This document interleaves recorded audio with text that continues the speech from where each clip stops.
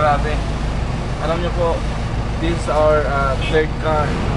It's a Hyundai Tucson. Actually, dati walang-wala ako. Noong 2004 nag-start ako, alam mo, I start from nothing. Pero alam mo, malakas ang loob, may tiwala sa Panginoon. Ginawa ang negosyo ng HCRBs. Ngayon, nakapag-produce ng 3 sasakyan, yung dating walang-wala. Kahit papaano, ngayon, nagkaroon. Ikaw, subok ka rin. Baka naman yung nangyari sa akin, pwede rin mangyari sa iyo. Thank you. See you at the top.